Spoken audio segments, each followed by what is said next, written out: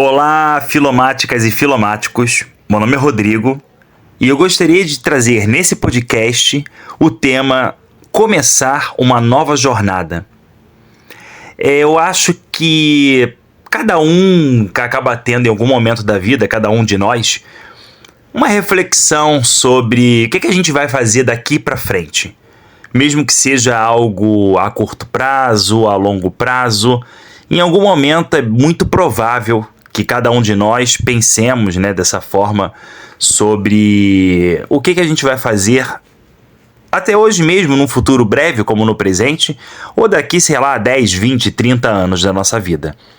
Mas, assim como acho que muitas pessoas, eu não estou fora da curva da humanidade, eu me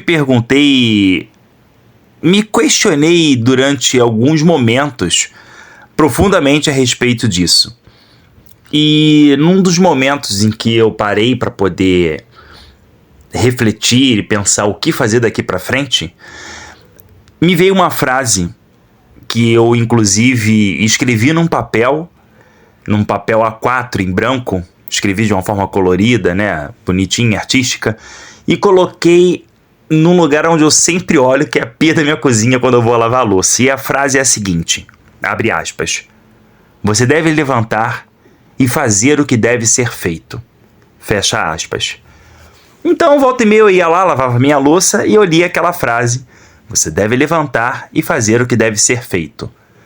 Mas eu achava que faltava ainda alguma coisa para aquilo.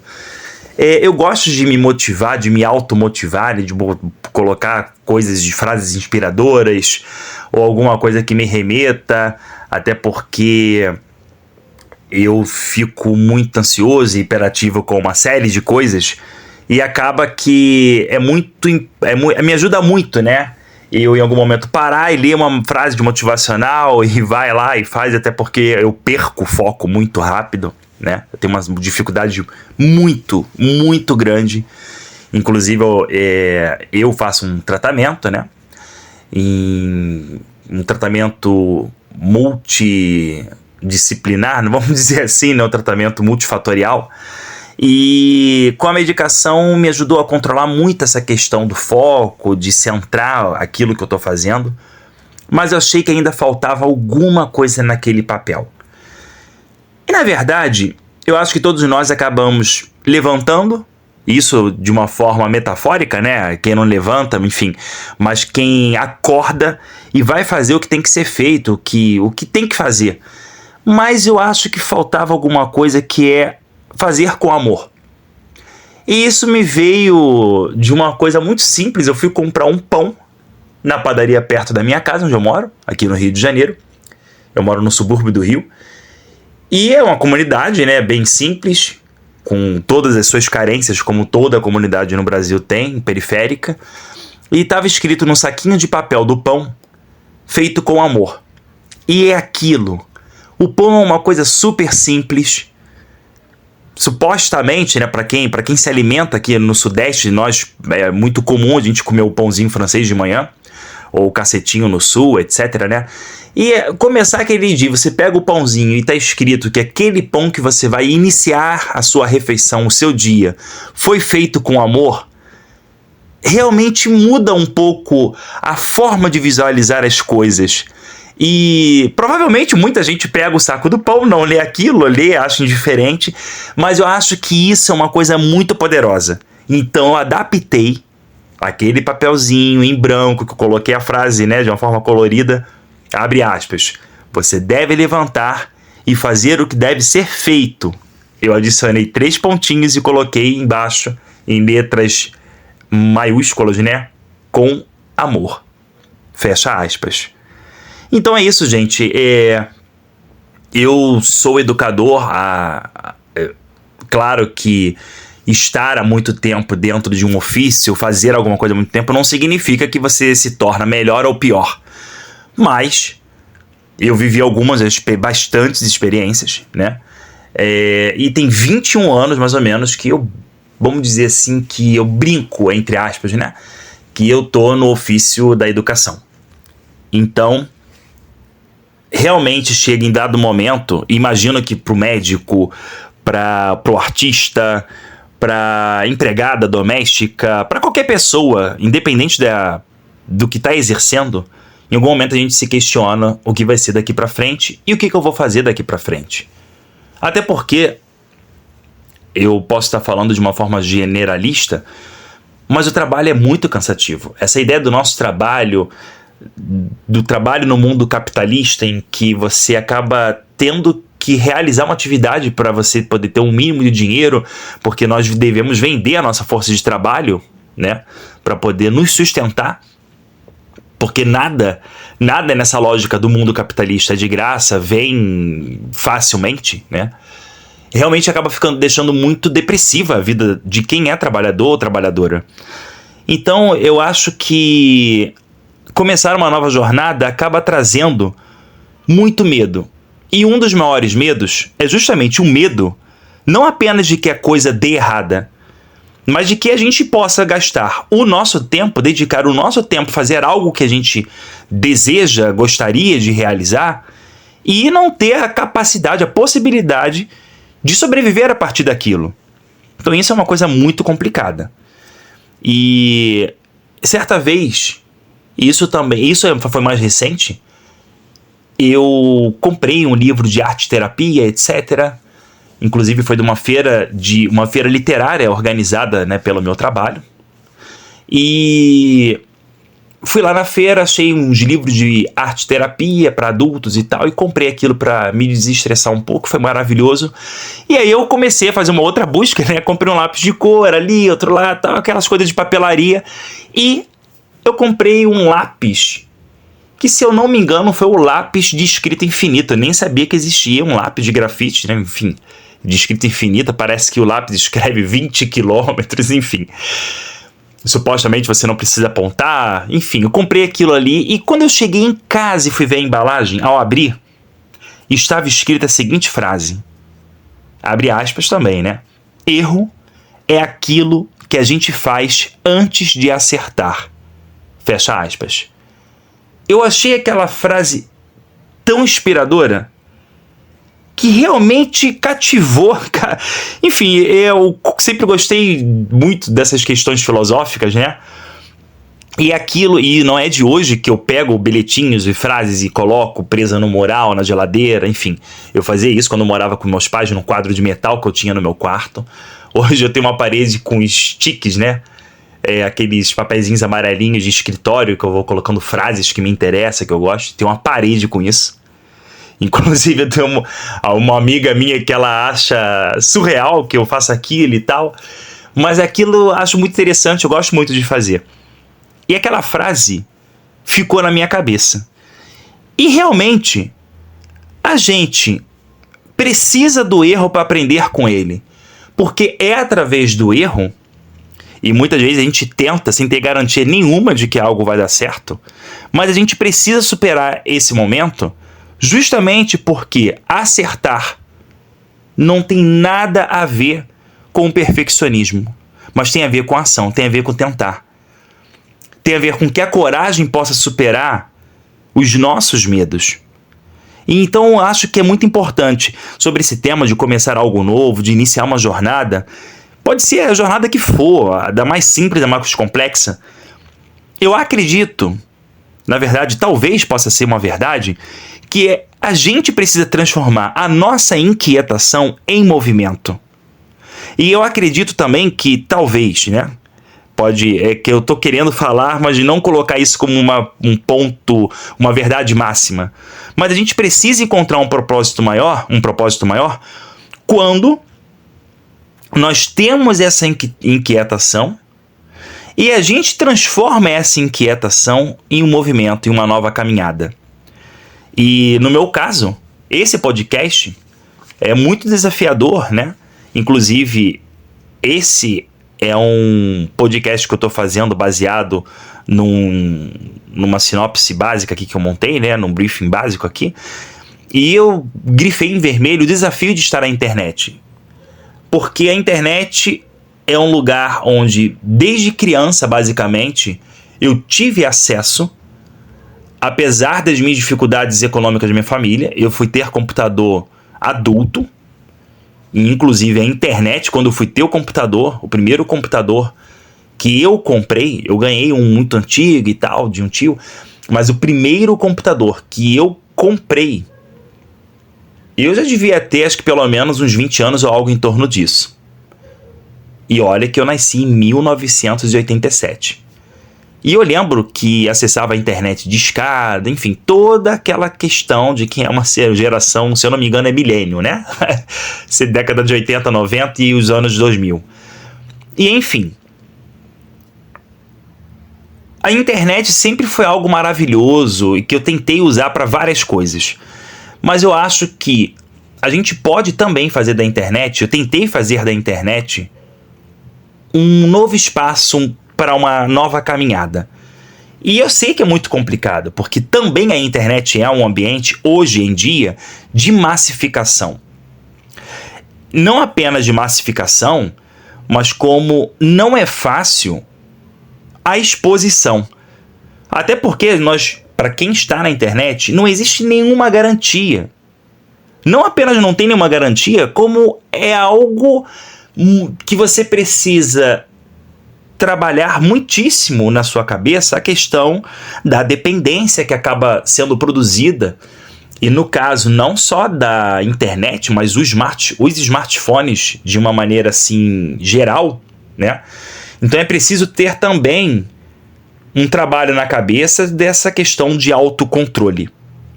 Eu imagino que a internet hoje é uma ferramenta sensacional, talvez uma das maiores ferramentas que a humanidade tenha criado, né? E eu tentei ao longo da minha juventude e hoje da minha vida adulta produzir, e na verdade esse podcast, ele vem nesse intuito de trazer da internet, que é um caminho livre para várias direções, algo que possa ter um alcance global, mas especificamente ajudando no conhecimento. E eu gostaria de colocar o conhecimento não apenas limitado a uma questão do conhecimento científico, da razão acadêmica, nada disso. Até porque conhecimento pode ser muito mais amplo do que aquilo que vem da universidade, de um livro, de um cientista. É claro que são extremamente importantes, né? Mas não são os únicos e as únicas maneiras de produzir conhecimento no mundo. Até porque nós temos os saberes tradicionais, nós temos o conhecimento que nós adquirimos ao longo das nossas experiências, da nossa família, etc. E ser professor, ser estudante, especificamente ser produtor de conhecimento no Brasil, não é nada simples. E arrisco dizer que nunca foi simples. E provavelmente nunca foi simples em lugar nenhum do mundo. Até porque o conhecimento, a sabedoria, ela também é uma ferramenta de poder.